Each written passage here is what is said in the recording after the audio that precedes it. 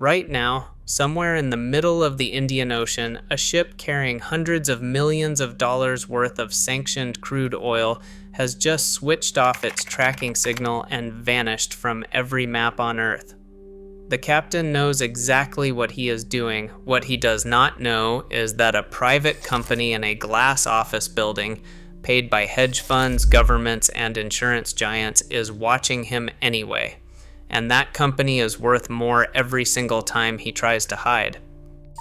To understand how the ocean became a surveillance battleground, you have to go back to a much simpler problem. Ships were running into each other. As vessels got larger through the 1980s and the 1990s and ports got more crowded, radar alone was not cutting it. Radar could tell the harbor master that a large metal object was approaching, but it could not tell the harbor master the vessel's name, its cargo, its speed, or whether it was planning to turn. So the International Maritime Organization stepped in and mandated a solution.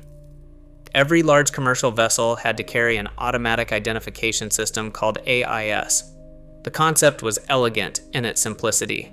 Every few seconds, the transponder broadcasts a short packet of data over VHF radio.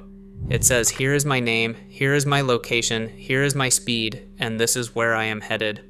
Other ships nearby receive it, harbor masters receive it, collisions get avoided, everyone goes home. The system was designed to work locally, horizon to horizon, roughly 20 to 30 nautical miles. It was a neighborhood safety net, nothing more. But then private engineers noticed something the regulators had not fully considered. VHF radio waves don't just travel horizontally across the water, they also travel up. And if you park a sensitive enough receiver on a low Earth orbit satellite, you can vacuum up those safety signals from space. Suddenly, the horizon constraint was gone. By the mid-2000s, private companies were launching constellations of small satellites specifically to hoover up AIS data from every ocean on the planet. A safety tool had accidentally become the world's most comprehensive surveillance network. And the moment it became that, it also became a business. Here is the flaw that nobody wanted to talk about publicly. AIS, the Automatic Identification System, is voluntary in the sense that it requires a human being to leave it switched on. The system was designed assuming that every captain would want to be seen.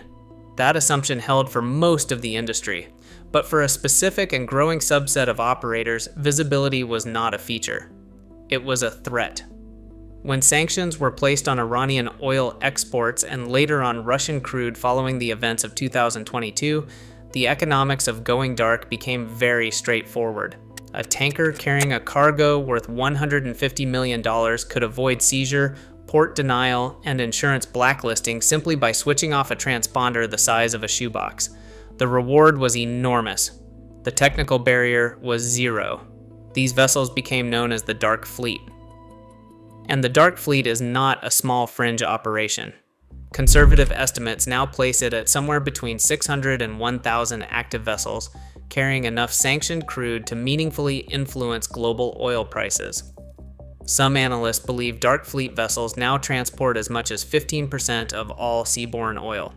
For the companies that had spent years building satellite tracking infrastructure, this was not a crisis. It was a product opportunity.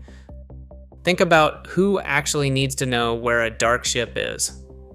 Insurance. Underwriters need to know if a vessel they are covering has wandered into a sanctioned zone. If it has, that policy is void and the insurer is potentially liable for a cargo seizure worth hundreds of millions. Commodity traders need to know the real supply picture for oil. If a dozen dark tankers are sitting off the coast of Malaysia waiting to transfer cargo, global supply is higher than the official numbers suggest, and anyone who knows that before the market does can make a fortune. Governments need to know if their sanctions are actually working or if an entire shadow economy has grown up around them. Each of these actors will pay serious money for reliable visibility, and that created a race to build the most complete, most accurate, and most manipulation-resistant picture of the ocean. Companies like Windward, Polestar, and Spire Maritime began combining AIS, the Automatic Identification System, data with additional intelligence layers, vessel movement history, port call records, corporate ownership chains that snake through shell companies in Malta and the Marshall Islands, ship-to-ship transfer databases. The product they were selling was not a map, it was a risk score. A single number that told a Lloyd's underwriter or a Treasury compliance officer exactly how suspicious a given vessel's recent behavior had been. That risk score business is now worth billions. And it is entirely private. Once the tracking companies got sophisticated, simply switching off the transponder stopped being enough. The analysts had figured out that silence itself was a data point.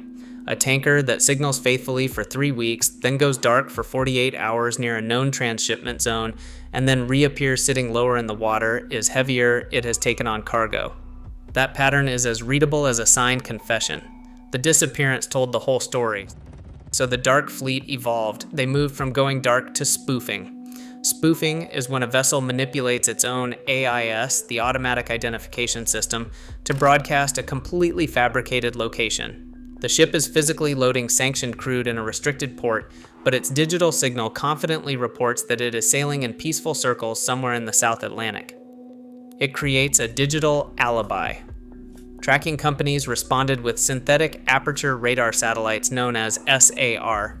Unlike optical satellites, SAR can see through clouds and complete darkness, and it does not rely on AIS signals at all. It physically photographs the ocean surface and detects metal objects by their radar reflection. When a SAR image shows a 250-meter tanker anchored off a restricted coastline, but the AIS map shows open water, the discrepancy itself becomes the evidence. The gap between the physical world and the digital map is now a professional discipline. Entire analyst teams are employed specifically to find it. Here is the uncomfortable truth sitting underneath all of this technology. Building and maintaining the infrastructure required to track the dark fleet is extraordinarily expensive. It requires satellite constellations, ground station networks, server farms that process terabytes of signal data every day, and machine learning teams that clean and interpret that data. The barrier to entry is so high that the market has consolidated into a handful of private players. Those players are now the gatekeepers of the maritime narrative.